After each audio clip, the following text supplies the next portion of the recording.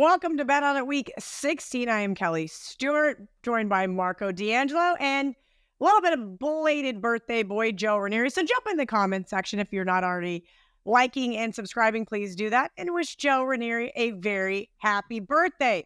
That means we need winners from Joe because the roller coaster ride that has been this NFL season is going about as good as bowl season's going for me. And you can check out our bowl season preview on the Wager Talk YouTube channel as well. Me and Marco get into a pretty heavy debate about the Pop-Tart Bowl. But first, we're getting into a heavy debate about Thursday night prime time. We've got the New Orleans Saints. Shout out to Marco for that. Winner on Sunday. They are a 4-point dog at the LA Rams. Total 46.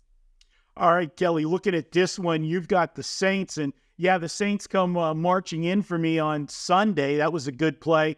Like that one. And you know what? This one, I looked at this one back and forth. I could make a case for both sides. It's a big game. Both teams are at 7-7, but the Saints have two ways into the playoffs. There's two different paths for that. They can win that NFC South that is up for grabs between them, Tampa, and Atlanta, one game back, or they can get their way in as a wild card. And that is the only way that the Rams can get in. Is they're not going to catch the 49ers, obviously, for the division. They're trying to get in as a wild card, and they're playing well at the moment, winning 4 of their last 5. With that said, I'm looking at this game. It's a primetime game on a short week, and basically you could say this is like a playoff game because if we're going to look at it purely from the wild card perspective of it, the loser is going to be behind the 8 ball in this one. So with that said, you're going to see a game where I feel they're going to be playing more not to lose than playing to win, not wanting to take chances early to make that mistake. And if you look at the Rams, as good as they've been playing, and they've been putting up points, look at the last 4 games, 37, 36, 31, 28 points, you would think we would be seeing a high-scoring game. I don't see it in this one. Plus the fact you look at what the Rams have been doing, they've kind of changed their MO. They are running the football a lot. The last 2 weeks, 30 rushes, 37 last week. They're going against a very good Saints team that's stopping the run. A Saints team that has trouble stopping the run, which means the Rams are going to have success on the ground. That's going to keep the chains moving. That's going to keep the clock moving. That's going to shorten the game. I'm going to go, do I pull a Joe and go first half? Nah, I'm going to go full game. I'm going to go full game. I want to hang around. I don't want to fall asleep at halftime. So we're going to go full game, under 46 for this one on Thursday night. But I got to say, I wouldn't object to first half under either, but we're going full game, under 46. Marco basically took the words right out of my mouth. Another primetime under for everyone. I do like this. I expect to see a big running game from the Rams as well. And by the way, 5 of the 6 of the last 6 Rams games have went under the total because that defense is finally coming to play, Joe Raineri. All right. So I got to give you a first half angle here in a second too, Marco, just in case you totally, it is a little late. I know, might be past your bedtime, but I am going to look at this from a totally different perspective. I think we can all agree this is essentially a playoff game, right?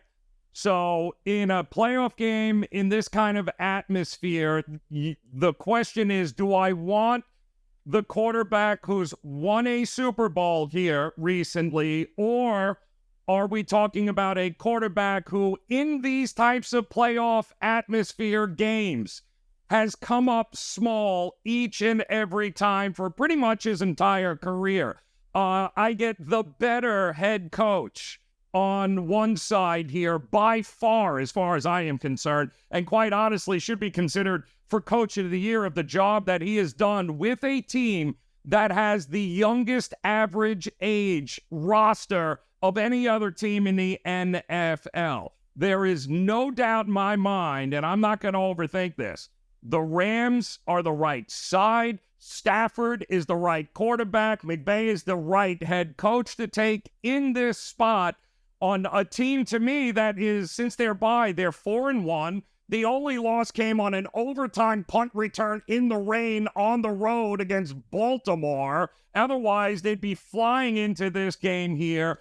I think they've built confidence. I think the running game is ready to go. And one of these teams isn't built to come from behind. And that team is the Saints. They are not a great team. They're great when they're playing in front. The problem is they're never going to have a shot to play from in front. They're going to be trailing in this game the entire time.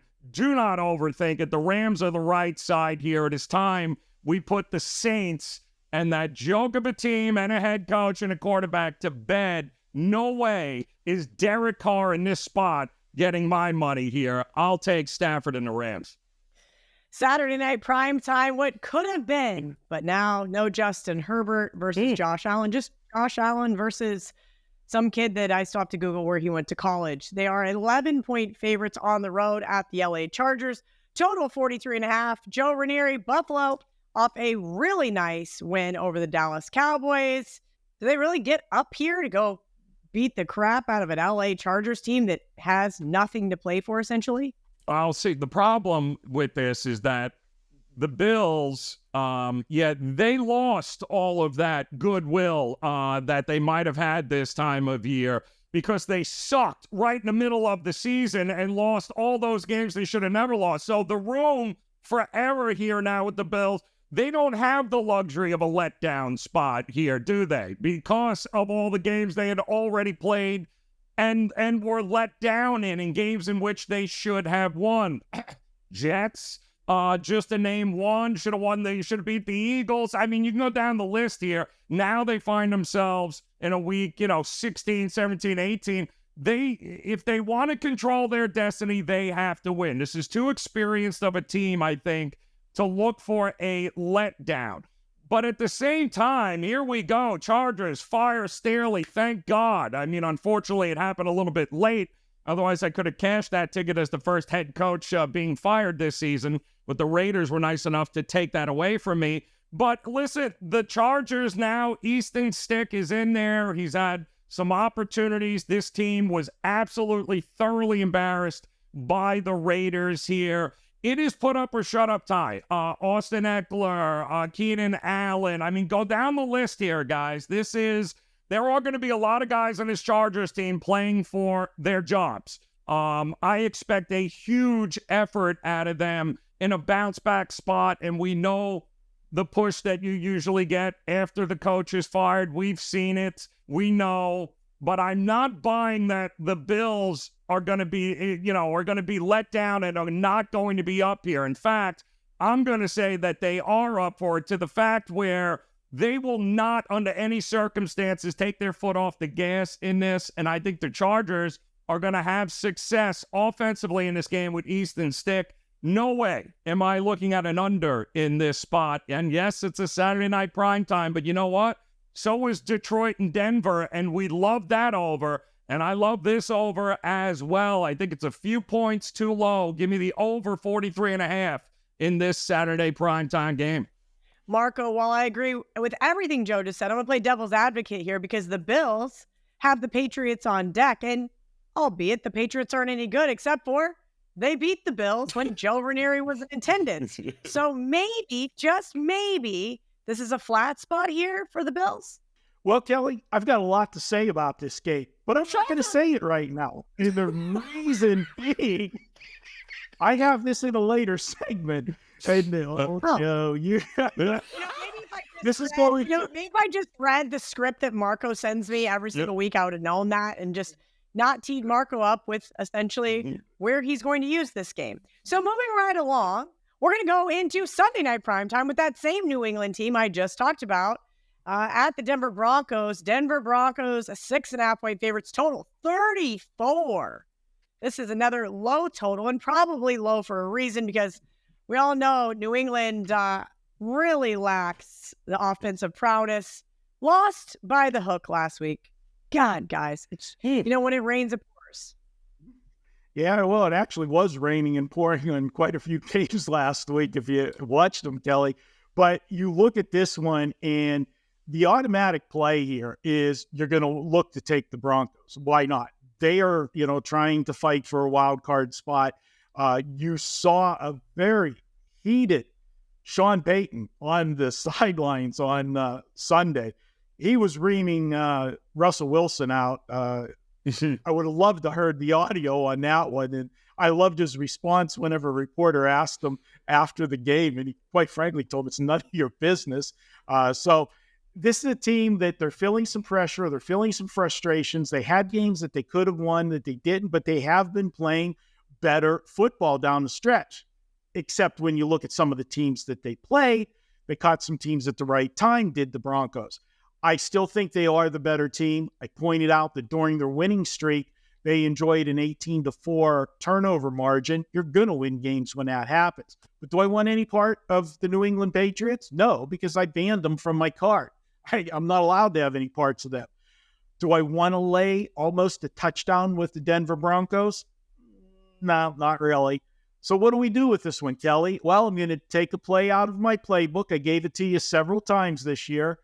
You tease Denver now, and you hold those teaser tickets if you're happy with that come Sunday, or you wait till the public gets involved an hour or two before game time, and if they drive it up to 7, you want to hedge some of those, Denver teasers off and get a full touchdown with the New England Patriots. You've got yourself a 7-point middle that you can try to hit on Sunday. That's what I'm going to do. I'm going to have some teasers in my pocket to Denver, and come Sunday night, I can look at my balance sheet of how the afternoon went, and we can decide if we let them ride or if we come in with a little New England money. If I use New England as a hedge, does that count as I took them off their dead to me list? A hedge doesn't count as a real play, does it? Marco, I'm not smart enough to hedge, but we went over that in the bowl game segment, so don't worry about it. Joe Raineri, I keep saying, and I've been saying all season long, friends don't let friends lay points with the Denver Broncos. I think that still holds true here. This Patriots defense was in a dogfight with the Kansas City Chiefs. I agree. And I do also have an over 8.5 wins ticket in my pocket. Notice I didn't admit that when this team started 1-5. But we'll go back and talk about it now. I would like that to cash. But again, I don't trust this Broncos team to actually get a sizable win over anyone. Yeah, friends also don't let friends take the Patriots +9 and then watch them lose by 10 because Bailey Zappi sucks ass. He is atrocious, people. And Mark, I don't know what it is about your Steelers that somehow you made Bailey Zappi look like a serviceable quarterback in the NFL, but the reality is, yeah, that was an anomaly. I would not anticipate that happening again anytime soon here. Listen, it was a terrible spot for the Broncos. We all talked about it on the show last week, right? 3rd straight road game for Denver against Detroit. It had blowout written all over it. Marco talked about Detroit. We all love Detroit. We love the over. But now this is a different story, right? Now they get to go home. Now they're in must-win mode. Desperate teams this time of year are very intriguing. So Denver knows they have no more room for error either. They got to win this game against the team they should be able to win. So to me, it's not a matter of can Denver win? Yes. New England has already shown that, yes, they can't. They don't have what it takes to win these kinds of games, not with this roster, not this year. So it's very simple. It's either going to be the Patriots team total under or the full game under here. It was 35. What is it? 34.5. I think the Broncos are going to control the clock, do what they need to do to win this game and move on. And the Patriots are going to struggle once again with a quarterback who, averages about 5.5 yards a throw here. They're going to struggle mightily here against this Denver defense that's probably pissed off from getting lit up by Detroit. So, yeah, under, and the Patriot team total under here, Cal. Okay, Joe, I'm going to kick it right back to you for Monday prime time. This is my best bet at the end of the show. So talk to me about Baltimore being a 5.5-point favorite at San Francisco, total 46.5. So I'm going to look at this a little bit differently. I'm going to go to the total in this as well, and I'm taking the over here. We have on one side here with the 49ers, Shanahan, one of the absolute best at scripting the early, the first 10 to 12 plays of a game, which almost always result in points. And if it's the one thing that has given this 49ers defense issues, you know what it is? Running quarterbacks. Mobile quarterbacks have given this 49er defense issues. You just saw it last week with Kyler Murray here. You saw it earlier with Josh Dobbs being able to use his legs and move. Now you've got the king of mobile quarterbacks here in Lamar Jackson in this matchup. I don't think this is going to be conservative at all. The Ravens are going to be able to move the ball, and I have no doubt are going to be able to put up points here. But guess what? So are the 49ers. I think this number is a tad low. I thought it'd be a little bit closer to 48. It may very well end up there before kickoff, but in the meantime, I think the value lies on the over. This is not going to be a defensive struggle. I think the offenses get it going against one another here. And then who knows, is it down to a, Justin Tucker field goal to win it for the Ravens? I'll have to wait and find out, but I'll take the over in the meantime. Marco, I agree with Joe on the over as well. How are you seeing Monday Night Football? Well, I don't disagree on the total, but I think the play is on the side in this game, Kelly. And let's be honest, okay?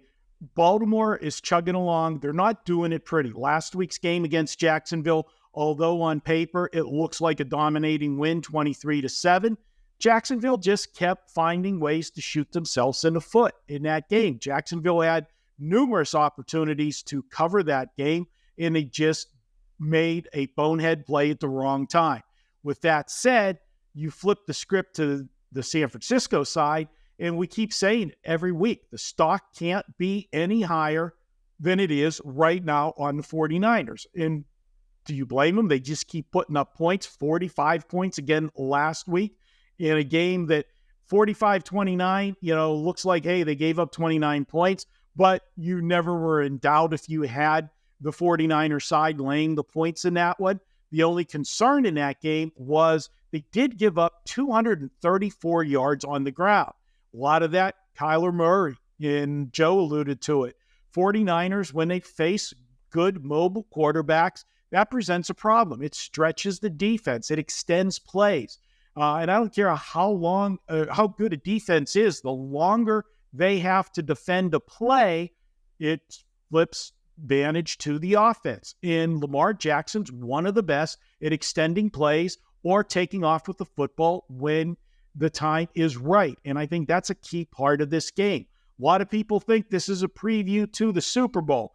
That's the only thing that would have me worried about the total, because it is a big game as far as, playoff seeding goes for both teams in their respective conferences. But other than that, this does look like a wide open game. I think it does come down to the final possession of the game, and I'm getting 5.5. I think this number is too high for it. I know how good the 49ers are playing, but Baltimore does enough to get by, and they seem to play to the level of their competition.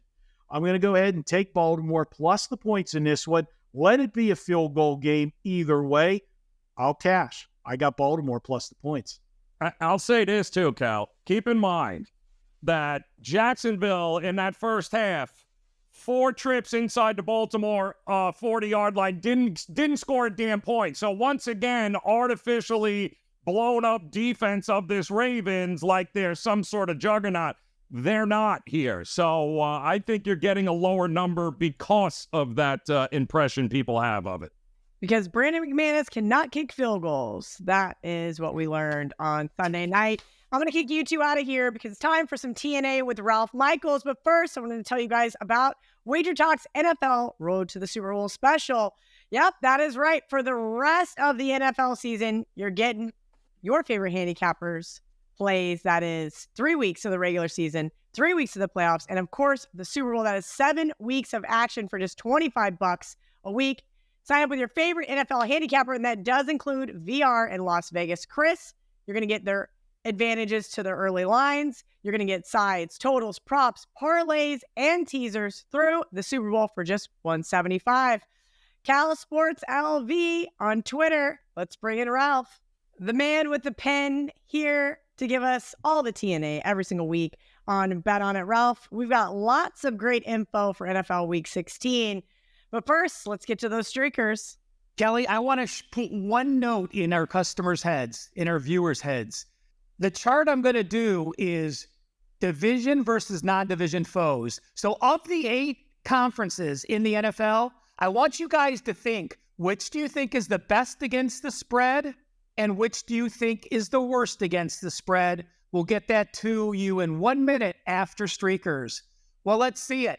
4 ATS streaks, the Bears and the Rams. Now, you see the Bears have an asterisk, so that means they went 3-0-1 in that 4-game stretch.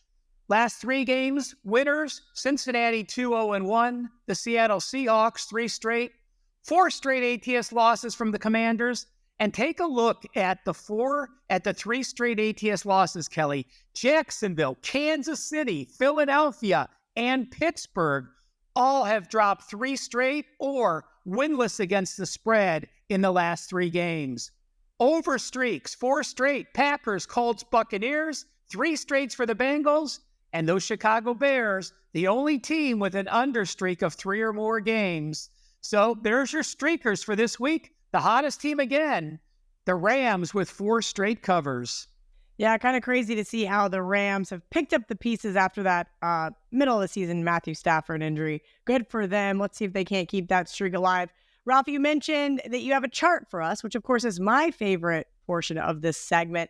And before we came on, you said, Kelly, who do you think is the worst against non-division opponents?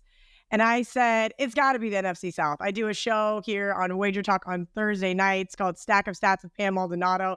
She liked the Bucs. I said, I cannot trust the Bucs. I did, however, trust the Saints, thanks to Marco this week in that lovely sandwich spot for the Giants. But man, they have to be the worst, right? Yeah, that's a very good guess, Kelly. And, first, let's talk about the top part of the chart in the blue. These are just the divisions, what the home team has done. So you see in the AFC East, the home team is 9-3. You see in the NFC North, the home team is 1-7. So I just wanted to put that data in so you see what the division games are. The bottom chart is what we're going to look at. These are what each division did against non-division opponents. So take a look at the NFC South. These are just in order by division, not by their ATS records. Kelly, the NFC South, 13-25, 34.2% against the spread. Now, we know they're a weak team. Yes, they've gotten some wins by beating each other, but when the NFC South travels to play or is facing a non-division foe, again, 34%. 4 teams, 4 divisions, over 80, 3 divisions over 88.8%. The AFC North has gone 20-14 against the spread. The NFC North has gone 60% against the spread. And the leader into this week's action, the NFC West, led by those Rams and the 49ers, have gone 20-13, 60.6% against the spread. And also just note on that bottom in the green, the non-division games, take a look at all those non-division unders. Only the NFC North, when they play a non-division game, is 50%. There are 5 of the 8 divisions that when they play a non-division foe, the over-under is over 60% to the under. That is something certainly to take note of. That is really good data, and I was wrong. I thought it was going to be the AFC North being the best against non-divisional, but then, of course, we have to factor in how abysmal the Pittsburgh Steelers have been on that streakers chart. As Ralph pointed out, our worlds collide with the streakers and the nerd charts. Okay, Ralph, it's week 16. We're hitting the home stretch here. How deep did you have to dig to find some trends and angles for us this week? Not much. And you know what? I wanted to celebrate the holidays and a very safe and happy holiday greeting to all of the viewers. I appreciate all the kind comments you reach out on Twitter and on this video. Kelly, I'm going to give you one for Thursday. I'm going to give you one for Saturday. I'm going to give you a few for Sunday, and I'm going to give you one for Monday. So this entire Christmas week is covered. Let's start off with Thursday. You just talked about those Saints, Kelly, and you said, well, you really didn't want to play on the Saints. You were playing against the Giants. Well, here's another play against situation for the New Orleans Saints. They're the only team that has won each of their last 2 games by 14 points. I had to double check that because in my mind, I don't have the Saints at that team. But yes, they won back-to-back games by 14 or more points. Teams in that role since 2018 have gone 46 and 69, 40% against the spread. So the Thursday night game says to fade the Saints. Saturday, we have NFL action. So I have a situation here where if a team is off an overtime win at home and they are now the favorite, Kelly, this goes all the way back to 2002. The record 47 and 43, 38.6%. That team this week that is off a home overtime win and is a favorite, that would be the Cincinnati Bengals. So the Saturday NFL Christmas week special is play against Cincinnati. Thursday in the book, Kelly. Saturday in the book. Let's move to Sunday. I have 3 systems. The first is when you have a home dog versus an opponent off a loss as a favorite. So the away team is coming in. They are the better team. They're angry off a home loss. Those teams in the fade situation like the Panthers, 14 and 48, 22.6%. That's a pretty wild number. You know, when we get close to 80% on something that's happened in the last 8 years, those are the kind of trends I pay attention to. So it says to fade Carolina and play on the Green Bay Packers. Number 2, how about teams that trailed by 9 points or more at halftime and came back and win? That's it. It's that simple. If your team was down by 9 or more at halftime, they ended up winning that game. This goes back to 2012. Those teams are 53 and 88 against the spread, 37.6%. That says to fade the Texans this week against the Browns. Houston trailed last week 13-3 before coming back and winning that game. And system 3 for Sunday. This one is simple too. There's only 2 parameters. You won your last game at home, and you scored 10 points or less. Well, you talked about Carolina, Kelly. Carolina beat Atlanta 9-7 last week. So obviously they won at home. They scored 10 points or less. This goes all the way back to 2000. Obviously, it doesn't happen very often. The ATS record, 35 and 17, 67.3%. It says to play on the Panthers. So the 3 for Sunday, I gave you a fade on the Panthers and a play on the Panthers. That's random, but I want to share the data with you, not necessarily looking to cross teams off. And the one in the middle was to fade the Houston Texans. And finally, on Monday, when we have 2 good teams, Kelly, at the end of the year, and what do I quantify as good teams from game number 9 and later, both teams have a win percentage over 65%. And the total is over 40%. So in my mind, I would say this, and I want to know if you would agree. We have 2 very good teams, both win percentage of 65% or higher. You're playing for playoff seedings. Those wins are important, and you would have defensive intensity. Well, guess what? I was wrong. Those teams like the Dolphins and Cowboys and the 49ers and Ravens this week, win percentage is over 65%, game number 9 and higher. They have actually gone 58.7% to the over.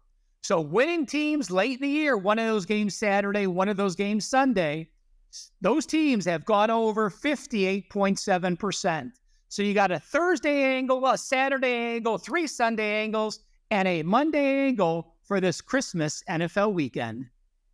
Santa Ralph, he is the best, giving you guys out all the gifts on this week's episode of Bet On It at Cal Sports LV on Twitter. Make sure you guys are giving him a follow. All right, Ralph, I got to take these off because they're giving me a headache.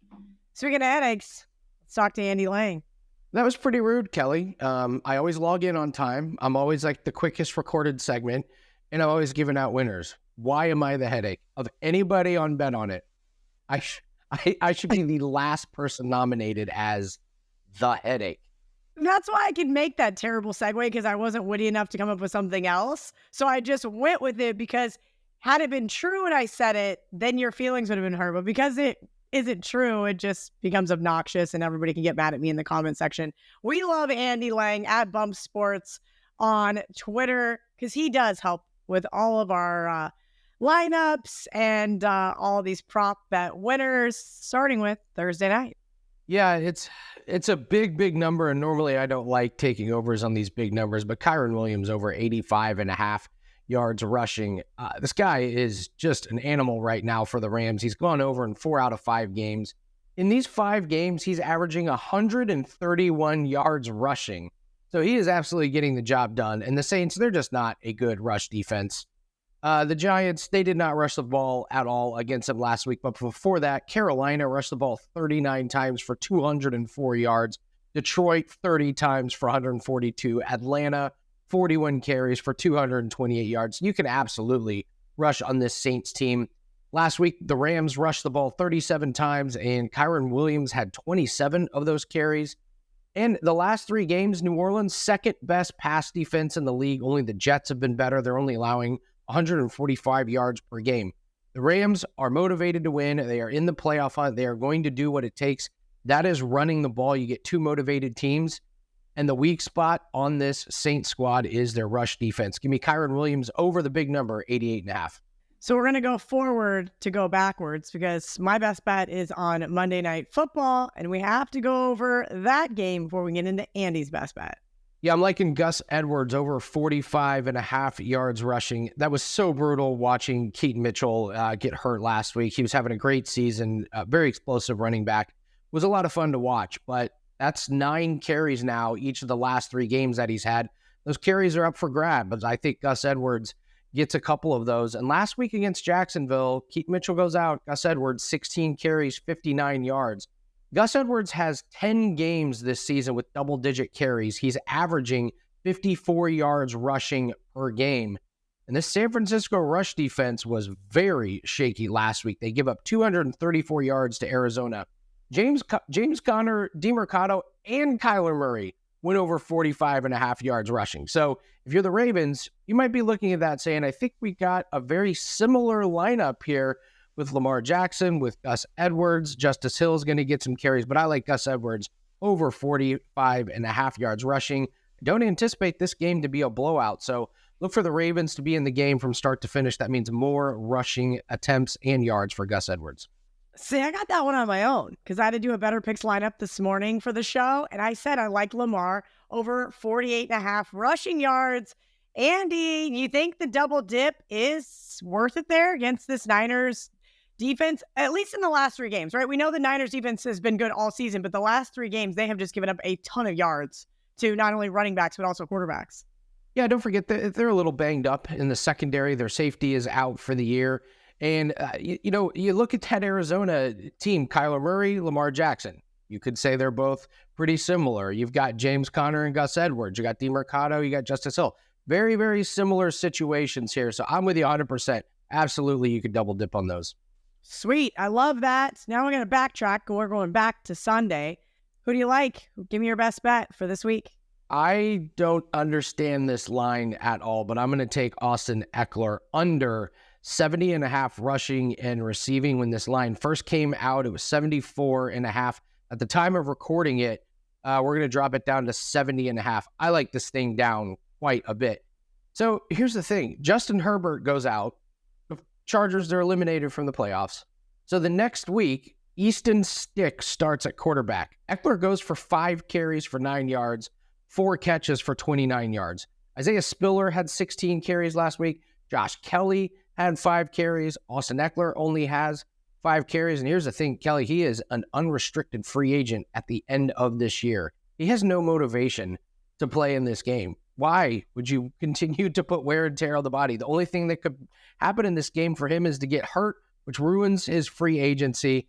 I don't see Eckler getting very much work with this new coaching staff. I think they're going to try out Isaiah Spiller, Josh Kelly, and some of the other weapons and these young guys to see what they've got.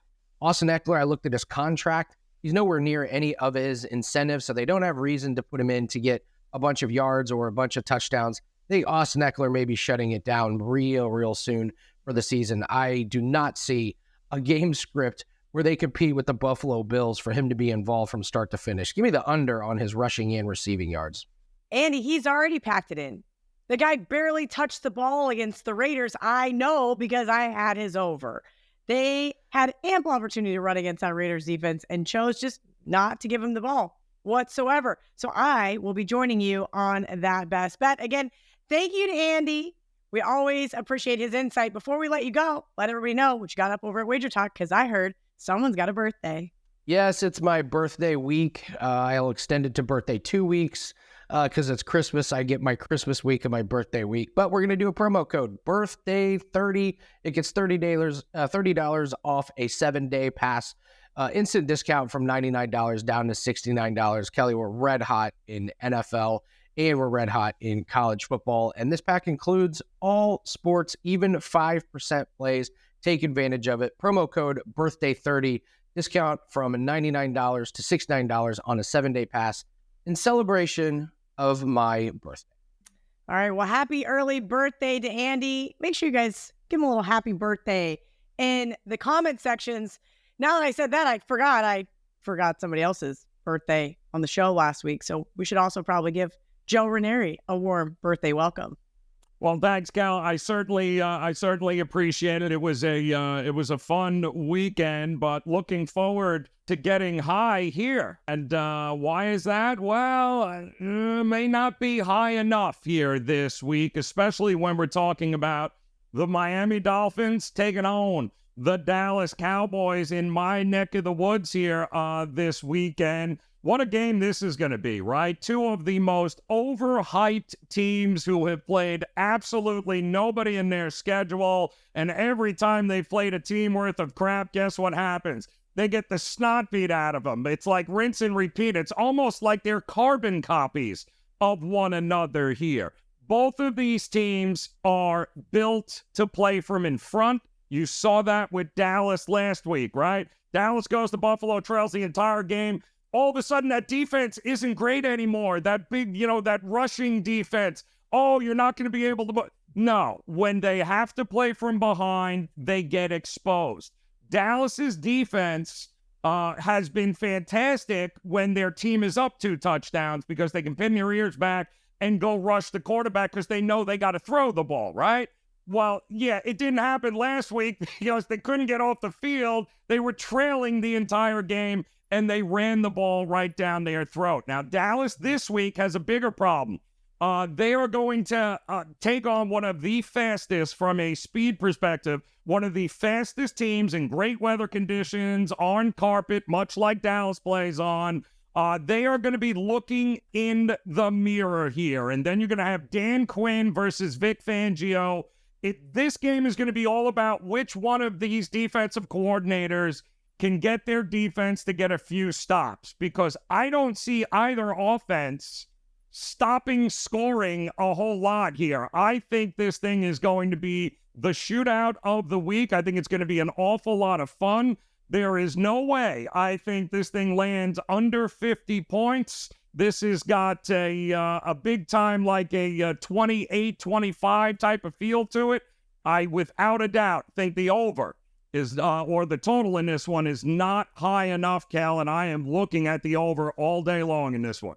Looks like Tyreek Hill will be back for that one as well. That always probably helps towards the total. Marco D'Angelo, it's 3 o'clock on the East Coast, so it means I'm late for lunch once again. Do we have a sandwich spot? Mm-hmm. Well, Kelly, we don't have a sandwich spot for you, but we do have a trap for you, and we haven't had many traps this year, but boy, have we trapped the bookmaker with the ones that we have. And I'm going to find another trap for you this week. And let's start with my favorite saying. And we're going to be looking at the Buffalo Chargers game. It's the Saturday night primetime game, but it's my trap game. And what do I always tell you? No team is as good as their best effort. So Buffalo's not as good as that pounding of 31-10 of Dallas last week. Nor is any team as bad as their worst game, and the Chargers are not as bad as that 63-21 drubbing that they took on Thursday night. I am going to go with the Chargers to rebound here. We're getting an inflated number because of 1 week bias of what you saw last week. You saw the Chargers fire a coach. Now, we've seen this happen a few times this year. When a coach gets fired, generally you see a spark from the team that has the fired coach. Why? Well, two things happen. Either they didn't like him and they quit playing for him, and the team was sucking and they got fired and they fired him. So now they've got that spark of energy. They want to go out. They're rejuvenated, like we saw with the Raiders. Remember how bad the Raiders were playing? And then they fired Josh McDaniels. They absolutely hated him. He had no control of the locker room. Players were very vocal about how unhappy they were. What happened right after they fired him? They win 2 games in a row. Granted, it was against poor competition, but they were playing bad football themselves and all of a sudden played good football. I am going to go with that here with the Chargers because, let's face it, Brandon Staley's welcome in LA was well past due for hitting the unemployment line. Finally happened. I think the players are going to be ecstatic. The other thing that happens when you fire a coach is the spotlight is now on the players. If you continue to suck, well, maybe it wasn't the coach. Maybe it was you. You got to take a look in the mirror. So you also get a jolt from the team in that regard is they want to play better. Look at the number. This is over 10 points. We're getting a huge number with the Chargers that have a lot of offensive talent. Yes, I know there's no Justin Herbert. Yes, I know it was 42-0 last week before you ever blinked your eye. But that was a tough spot for Easton Stick. And Kelly, you asked, you had to Google where he's from. North Dakota State, okay? That's the home of the NFL finding quarterbacks, I guess. But you look That's the at home of this. Chris Kleiman. I was kidding. I know where he's from. It was me making a smart-ass joke. When he covered that 11 for you, we'll go back to the Popcorn Bowl in the bowl video, and it'll all come full circle again. Yeah, you went right over my head on that one, Kelly. Yeah. That's why I'm bald. See, stuff goes right over it sometimes. It's a Pop-Tart, Marco. You ever seen one? I've eaten a few in my day, Joe. I've eaten a few. All right, Marco, what's your sugar favorite cinnamon Pop-Tart guy. flavor? Brown Brown sugar cinnamon? Okay. I'm a cheers person, and I got obliterated for saying that. Apparently, I'm super boring. S'mores, 1B. Joe, favorite Pop-Tart flavor? Oh, I'm with Marco, man. Brown sugar cinnamon, without a doubt, all day long. Got me through high school. Great. I might have to go buy one because I think I tried it once. I was like, this is not that great. Okay. So anyway, the Chargers are going to cover for Marco because I was mean to him and I interrupted a segment. Marco, do you have anything else you'd like to say in regards to this, what could have been a beautiful game? Ooh. The other thing of it is that you've got Buffalo coming off one of the biggest wins of the year. They needed that game against Dallas last week, and look at who they're playing. Okay. They're coming off Philadelphia, Kansas City, and Dallas on 3 consecutive weeks. And now you're playing the Chargers that just got beat 63-21 and was down 42-0 on national TV. They saw that. No, they're not going to look past them, but come on. They got to feel we just got to show up and we're going to win. I'm sorry. This is still the NFL. This is still a primetime game. And for Mr. Easton Stick that Kelly knew was from North Dakota State, he's got extra days to prepare. That was tough trying to make your first start on a short week. Now he's got extra time to prepare. You'll see a little bit of a better game plan and him be more comfortable. He finally got in a rhythm in the second half. Granted, they were in prevent defense. Don't at me. I get that. But at least he got in a rhythm and got some confidence. We're going to take the Chargers this week plus the points. All right, Marco, the Dogs got obliterated again last week, but I'm going to kick it right back to you for this week's Barking Dog. All right, Kelly, I'm not going to try to, get into a contest with Joe because, he's always got to unveil a bigger one when we're doing this exercise of the Barking Dog. So I'm just going to go for a Barking Dog that is going to bark, bite, and win, and that's going to be the Arizona Cardinals. I am not buying into Chicago laying points. This is a Chicago Bears team that is still learning how to win, given the ending of last week's game. They made the comeback against Cleveland, only to let Joe Flacco, who is 82 or something, march down the field, get them into field goal range, and regain the lead at the end of the game to win that one. I can't lay points with the Bears. And you look at the quarterback situation, Justin Fields, that was horrendous last week. 19 of 40. Granted, it was against the Cleveland defense, and we know the Cleveland defense plays a lot better at home than they do on the road, but still, 19 of 40 for a $148 net passing yards. I can't do it. 3 turnovers again last week for the Bears. Give me Arizona. Yeah, they're coming off a big game with San Francisco, but Kyler Murray, he's playing. He doesn't know if he's the franchise quarterback still here or if he's going to get, traded. They're going to go for another quarterback in the draft. He's playing for himself right now, and it looks like he's having fun. They're 3-2 against the spread since he's returned to the lineup.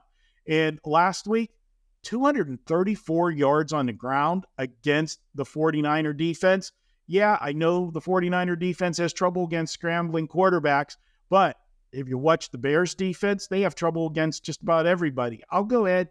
I'm going to take Arizona plus the points. I'm calling for the outright upset. I got Arizona 23-20. I can't lay points with a team that's still learning how to win. That's like a horse in horse racing carrying extra weight that's not accustomed to it. I'll take the dog here. Arizona. I don't think I'm forgiving them for their performance in the fourth quarter last week. Joe Raineri, 4-point underdogs. All you got to beat. Yeah, no, well, it's time to be maybe a little bit of a grower instead of a shower here, Marco. So I am going to go ahead and go with a little bit smaller here, just on the face, because I do think the win is going to be bigger. And I'm going to go with the Minnesota Vikings this week, getting 3 at home in a absolute desperate spot. And here's what we're going to have now. We're going to have a Detroit team where the market is going to think, oh, everything is all great. They just beat the snot out of Denver at home, right? And everything, they put it together. No, that game and that handicap from all of us last week had way more to do about Denver and the situation they were in than anything else about Detroit. We already know this Minnesota team has owned Detroit. 9 of the last 11 meetings. Yeah, Minnesota has handled business here. They're a 7-7 team. Brian Flores, absolute amazing job. They are at home in a desperate spot, much like what we just witnessed with Seattle, right? With a backup quarterbacks, got to win this game or their season's over. Well, guess what?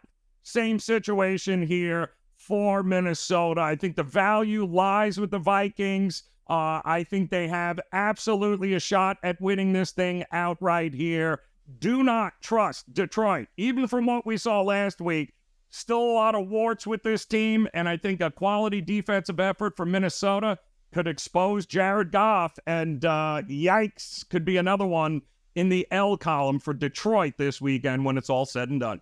Ooh, Vikings very close to being my best bet for this week's show. We'll get to best bets here in a little bit, but first, we got to check in with Las Vegas Cris. Another NFL week is here. Last week, I talked about contest end strategies, and this week, I'm going to list off a handful of NFL year-end strategies. Last week, I left you guys with a New Orleans-Detroit parlay that won and a Minnesota-Tampa Bay-Dallas 3-teamer that lost. So sorry about that. And that Dallas loss was brutal. They know it pays to know when these people are sick ahead of time. Why don't they tell you before instead of afterward? Anyway, year-end thoughts. Must win, must lose. That's nonsense. A lot of people are going to find inflated lines for these teams that are in must-win situations. If they were any good, they wouldn't be in those situations. So something to consider. Another thing that you'll see, it happens every year, you'll see bad teams go on inexplicable runs. They, you think that maybe they're better off going for a draft pick or something like that, and somehow they come out of nowhere and win the final handful of games. And there's something to be said for that. There's a good reason, because they want to go in with they're building on something for the following year. Look at the Lions last year. Look at Lovie Smith last year at Houston. If you think teams just dump to chase after draft picks, you have to remember the average NFL career is 3.5 years long. These people need jobs. They want roster spots. They're auditioning for next year. And as we saw with Lovie Smith, he cost Houston the #1 draft pick. And unbeknownst to him, he actually did him a favor. So I think they did okay. Media narratives. Those are mostly built into the line. When you hear the same narrative over and over and over again, start to look the other way because it's usually in the line already. Team motivation. We all know week 18, they're gonna schedule by time the teams that affect each other. But the previous week, they don't do that. So look at the previous week, what the cause and effect is going to be on if this team wins versus what happens to another team. Now, it's mostly going to be known, but sometimes it takes a while for it to be known before it gets promoted. So if you're on that early, consider that because you don't want to be depending on a team that possibly is going to be in a bad position that plays after a team that affects it. Another thing to consider, what about these #1 seeds? They get that bye week. So if San Francisco gets to week 18 and they don't need to win that game, well, then you're talking about sitting your team for several weeks. Is that a good idea or not?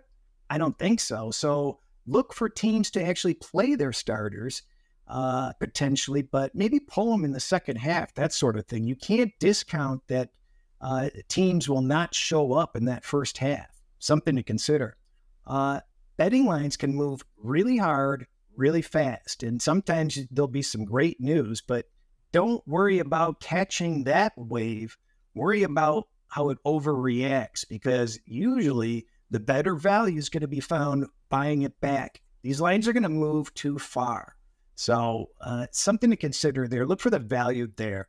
And then we've all heard it before, but just a reminder, it's nice to look at all those futures, but those futures are almost always a horrible deal. That is where they had the biggest hold percentage.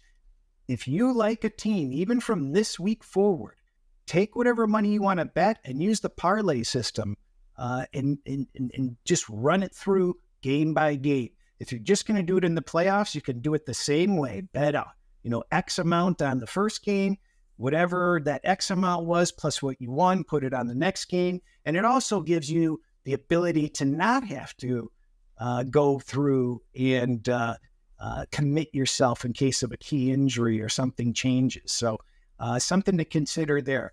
This week is a teaser paradise. A lot of lines are set up well because you have 4 days of action. And I want to remind people, if you're doing teasers or parlays, remember, layer them if possible by time or day so that those back legs don't become orphaned for good.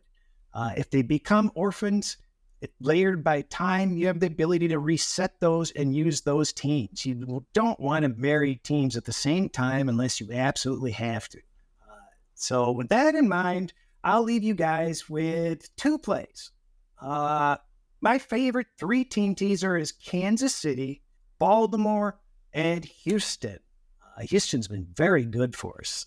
And as far as another teaser goes, that's a 10-point teaser. Let's go with a 6-point teaser. And I'm going to remind you guys, a 6-point 3-team teaser that pays plus 160 is actually a better deal than laying minus 120 on a 6-point teaser.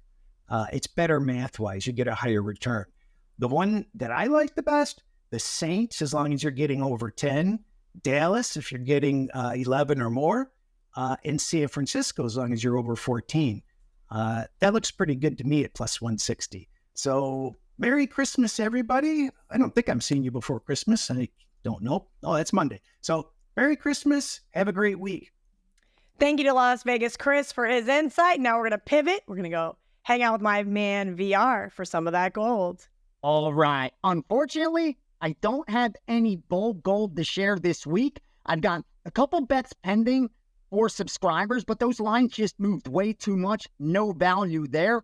3-0 so far in the bowl season, finished number 1 in 2023 in college football, up 76 units, over a 9% ROI. So I'm really excited for what's ahead. I'll make sure to have some gold in the bowls for next week. Don't forget, we got those playoffs as well.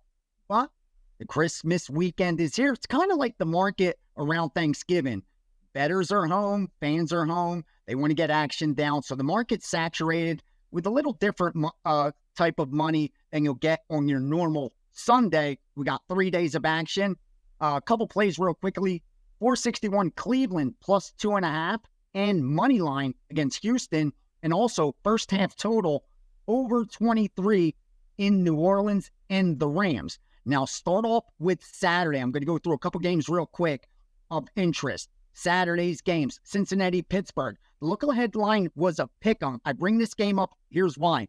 Because it opened at -2 and it's still sitting at 2.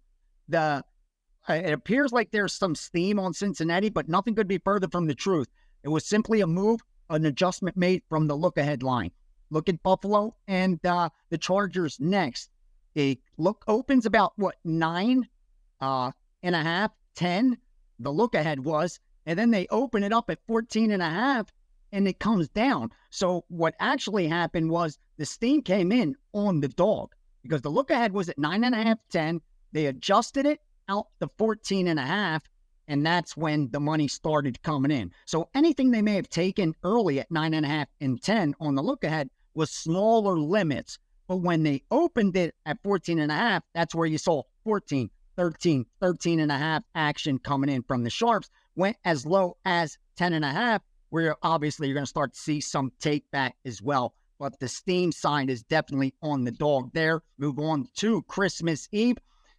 Indianapolis and Atlanta. Indianapolis opens as a 2-point favorite. Atlanta's now -1.5. Immediately steam on Atlanta on the money line and getting the +2 when it opened up. Went as far as taking them at a pick'em and laying the -1 and the money line. That's why you're seeing that -1.5. So a lot of money actually flipped that line from Indiana -2 to Atlanta -1.5. Then Seattle and Tennessee. This is a total move. Open 44.5. That was actually the look ahead. No adjustment was necessary. Since then, it's down to 42. Got hit multiple times at 43.5, and then again at 43. Didn't move it quick enough. That's why it took a couple hits there.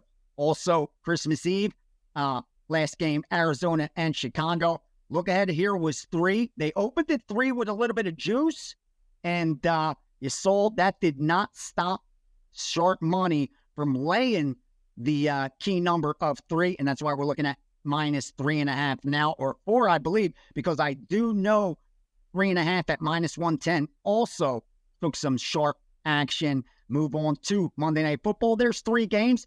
I got some information on the Giants and Philadelphia. Big game there. Philly last week let the Eagles down. The city down. I was there. You should have seen it. They were not happy at the end of that game. Philly opens -10 and 44. Look ahead was only small adjustment, 10.5 and 43.5. Not no more. You did see the Philly money come in, bumping them up to as high as 11.5, and also under 43.5. Just one hit, so it doesn't look like there was a lot of EV there to take advantage of on the under. That's going to do it for this weekend's action. Whether you follow or fade, I hope you cash them, don't trash them. Enjoy the time with your loved ones. Stay safe. Happy holidays. Merry Christmas. And I hope you have a good new year. I'll be back next week with some more gold. God, VR is the best. Make sure you guys are following him at Greek_Gambler on X and, of course, Instagram, which I do not manage. He does his own, unlike Ralph. All jokes aside, it's time to get into those best bets. Now, I do have a feeling that the Ravens may be a square dog. Still catching 5s. There's 4.5s starting to pop up. So even the graphic is a little delayed here. But I do like the Ravens to possibly get the outright win. As Joe said to start the show, it's going to probably come down to a last possession, maybe a Justin Tucker field goal. But what have we seen from San Francisco? Not in the whole season, but the last 3 games. That's right. They've been getting obliterated by not only mobile quarterbacks, but running backs. I know San Francisco, everybody's ready to hand them the Lombardi, ready to give Brock Purdy the MVP. But I think this potential Super Bowl preview is going to be a lot closer than the line suggests. Baltimore, while they did look really good in that win against Jacksonville, Jacksonville made them look a little bit better than they probably should have. But Baltimore, 15-3-2. That is 83% as an underdog since 2019. Lamar Jackson, yeah, that's right. That is all because of him. It's like the new Mike Gundy as an underdog, except Lamar Jackson as an underdog. Let's see if you can't find some fives out there, hopefully by the time this hits the Wager Talk YouTube channel, and see if we can't get this cash for us on Christmas. Marco D'Angelo, I need your best bet, but please, first, can you let everybody know what we've got going on over at Wager Talk? Before I get into that best bet, we've got the best deal of the year for you for the NFL, rest of the NFL season. It's the road to the Super Bowl. You get every play over the final 3 weeks of the season. You get all of the playoff action and the Super Bowl for just $175. That's $25 a week. That's the price of just one selection, guys. Take advantage of this. Never miss a single NFL winner the rest of the season from your favorite capper at Wager Talk. Best bet time? Well, we nailed it last week with the Buffalo Bills over the Dallas Cowboys. Are we going to go against the Cowboys again? Nope. Actually, we're going to back the Cowboys this week.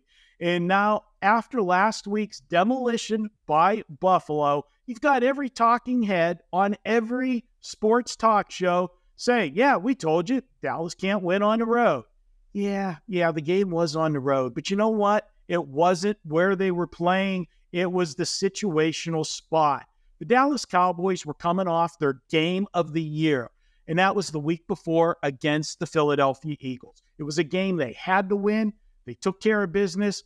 They crushed the Eagles 33-13 to get themselves into a tie with Philadelphia for first place in the NFC East. We talked about it at length, how much they had to win that game because they would have been 2 games out of first place and really 3 with the tiebreaker. So last week was just a horrible spot for them. We've seen other teams this year come off of big games and be flat the next week.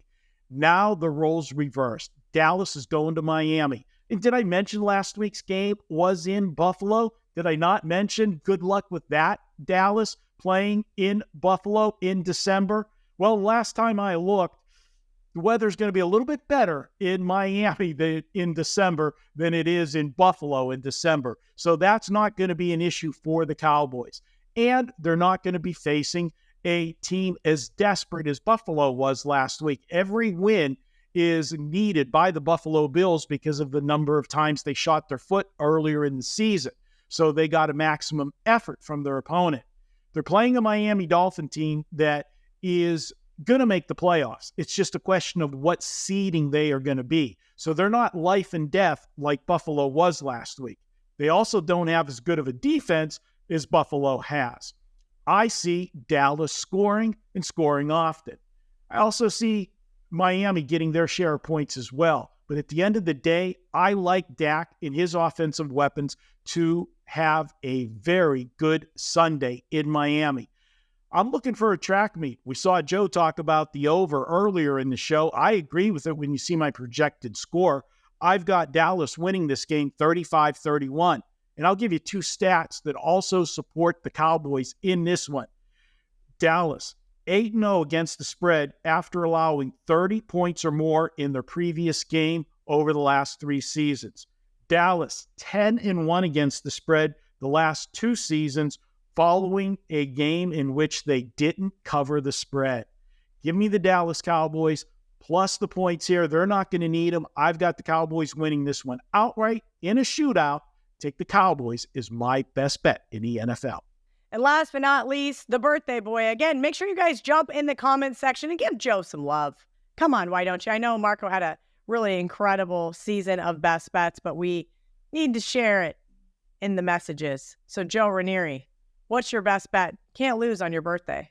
All right, Cal, I'm going to take a flyer here, and I'm going to explain my thinking as to why I am backing the Seattle Seahawks at under a field goal right now. Well, what do you mean, Jogging? You take Seattle. It's a short week. They're on the road against a, non-divisional opponent that they rarely, if ever, have played. They got to go to Tennessee. And yes, I get all that. But here's what we do know. We know there is a better than 50% chance this is going to be Malik Willis under center for the Tennessee Titans. And anybody that has been following Tennessee and what Malik Willis and the Tennessee offense looks like, you're probably going to want to get this under a field goal sooner rather than later. Listen, the Seahawks, I think, weather is going to be better. I do think there is a really good chance Geno Smith is back under center. Not that Drew Lock was bad. I mean, he kept their season alive. It was fantastic. Even if he were to go in this spot, still like it. But I do think Geno's got a really good shot of actually playing in this game. I don't see Ryan Tannehill, it's over for Ryan Tannehill in Tennessee. I don't see any motivation from a team that was eliminated from the playoffs a week ago. The season is over for the Tennessee Titans. We don't usually get to see Mike Vrabel teams play out the string here. What I do know is that a big part of their defensive linemen, I believe Tart was just released last week because they didn't like the effort. So we're canning guys, we're throwing guys out. A lot of guys that you're seeing on this field will not be back for next season there. And really, if you're Tannehill, what are you? You're pushing to play? For what reason here? If you're Simmons, why are you pushing to play? I think the variance in this game, although it is high, I think all arrows are pointing towards a great opportunity for Seattle. And I'll tell you now, Malik Willis is named starting quarterback before kickoff, and Geno Smith is also named starting quarterback there for Seattle. What do you think this line will be? Here's a hint. It ain't going to be under a field goal for Seattle. Seattle is desperate again. It is win or go home mode. And I think they do just that on a team that, the season's over, Vrabel and Tennessee.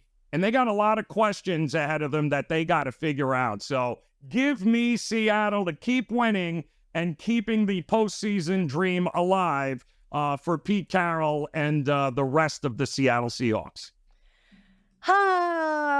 The holidays are upon us. I just wanted to say I hope everybody has a very Merry Christmas. And then, of course, we'll be back before the new year. So I will not say that just yet. Let's cash some tickets. Get that recap graphic up so you guys who scroll to the end get all the presents from Kelly Claus. Cannot believe Marco didn't put on a dang Santa suit. What is wrong with him? Just bowl games just ruined his Christmas spirit. What are you going to do? All jokes aside, make sure you guys check out the college football edition of Bet On It over on the Wager Talk YouTube channel every week, hanging out with us. We appreciate all of you, from Joe, Marco, myself, Ralph, VR, Las Vegas Cris, and of course, my headache, Andy Lang. I love Andy. I got to give him all the grief in the world because he is very helpful in some of those prop bets. Let's hope we cash some more of those prop bets, including our best bets this weekend.